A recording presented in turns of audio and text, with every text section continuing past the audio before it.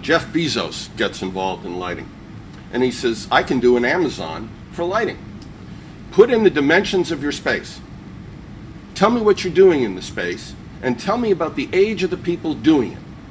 And our computer program will tell you where the lighting goes, what kind of lighting it should be, and by the way, we got a warehouse, we'll ship all the stuff to you. I'll tell you, watch that 3-hour video to realize it's not quite as easy as it sounds. However, good luck to Jeff. Yeah, if anybody can do it, it probably will be Jeff Bezos, because he and Tony Hsieh. You're giving him an idea. Well, you can already buy almost any type of lighting fixture on Amazon. That's true. There are $10,000 solar and wind combination LED fixtures on Amazon. But good luck to the consumer buying it and knowing where to put it. Totally. And the education element isn't there at this point. But I think it goes further than this. The nature of business has always been, in the lighting business and most, relationships, right? And we've had relationships with the reps and the designers and the specifiers and the architects, and it just goes on and on, distributors. What Tony Hsieh at Zappos, selling $1 billion of women's shoes online, and Jeff Bezos have shown is that you can build relationships online and loyal customer bases online. Okay. So you talk about Jeff Bezos. Does anybody know the name Kim Peterson? Kim Peterson? 1,000 bulbs. Dallas, Texas. I visited him a few weeks ago, and I must tell you, it was incredible what I saw. What do you see? So I saw one of the largest warehouses I've ever seen. Okay, and he sells light bulbs, right? I saw pallet after pallet after pallet of ballasts.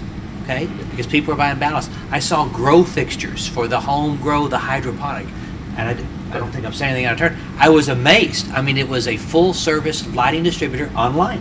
Yeah, well, so online is rather than brick and mortar, but you still need to know what bulb to put where.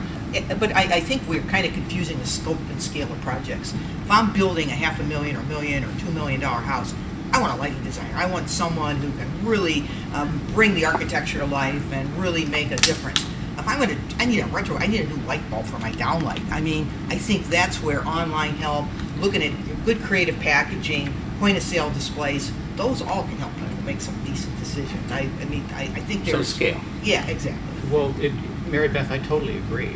On those kind of projects, you're going to want a professional. But once he gives you the specification, where do you go? At that point, do you buy those services and then you go to Amazon and buy that product? If I'm building an expensive house, I'm not going to Amazon to buy my products. I want someone who's got some responsibility in installing them and making sure that it was a very expensive home, you're right. But at some scale. At some scale.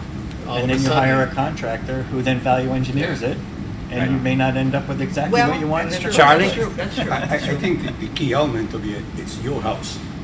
So you would want a designer. When you take that out of the realm and take it into the general, construction market, where you're dealing with, maybe a general contractor or an electrical contractor putting this in, and let's use a designer. We get the specification. We get the material list that we need. I don't see anything wrong with a guy going on Amazon and buying it. Yeah, buy away. There's, we have an industry where we rely on reps, on distributors. It's broken.